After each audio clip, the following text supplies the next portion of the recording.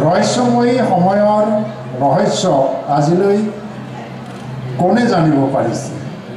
সৰ্বোত্তম আৰু নিষ্ঠুৰতম। তাৰে মাজত কেতিয়াৰ পৰা যে প্ৰতিযোগিতা মহান হোৱাৰ বাবে এজন যুদ্ধৰত সৈনিকজন আন আঘাতপ্ৰাপ্ত শত্ৰু সৈনিকলৈ আগবঢ়াই দিয়ে এটুপি পানী কণ্ঠ থিয়াবলৈ।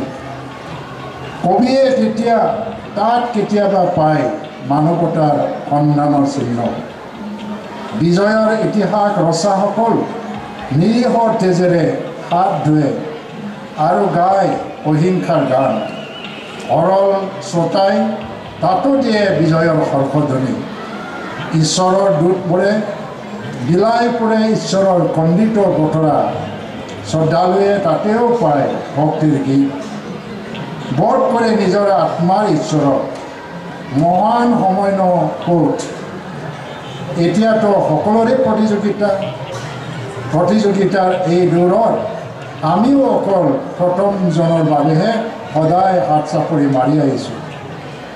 বহুবাৰ ঘোষণা হ'ল বিজয়ৰ ক্ষণ, ভালৰ মুহূৰ্ত। সাফল্যৰ কোচ কিন্তু আজিও শেষ নহ'ল।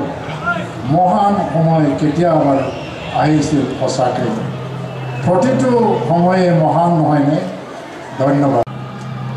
ৰহস্যময়ী সময়ৰ ৰহস্য আজিলৈ কোনে জানিব পাৰিছে? সৰ্বোত্তম আৰু নিষ্ঠুৰতম। তাৰে মাজত কেতিয়াৰ পৰা যে প্ৰতিযোগিতা মহান হোৱাৰ বাবে এজন যুদ্ধৰত সৈনিকজন আন আঘাতপ্ৰাপ্ত শত্ৰু সৈনিকলৈ আগবঢ়াই দিয়ে এটুপি পানী কণ্ঠ থিয়াবলৈ। কবিয়ে তেতিয়া তাত কেতিয়াবা পায় মানৱতাৰ সন্ধানৰ চিহ্ন। বিজয়ৰ ইতিহাস ৰচাসকল নিৰীহৰ তেজেৰে হাত ধুৱে আৰু গায় অহিংসাৰ গান। সৰল শ্ৰোতাই তাতো দিয়ে বিজয়ৰ হৰ্ষধ্বনি।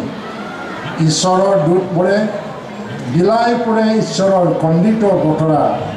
শ্ৰদ্ধালুৱে তাতেও পায় ভক্তিৰ গীত।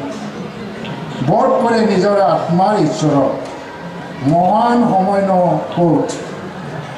এতিয়াতো সকলোৰে প্ৰতিযোগিতাৰ এই দৌৰত আমিও অকল প্ৰথমজনৰ বাবেহে সদায় হাত চাপৰি মাৰি আহিছোঁ। বহুবাৰ ঘোষণা হ'ল বিজয়ৰ ক্ষণ, ভালৰ মুহূৰ্ত।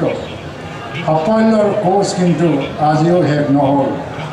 মহান সময় কেতিয়াবা আহিছিল সঁচাকৈ। প্ৰতিটো সময়ে মহান নহয়নে? ধন্যবাদ।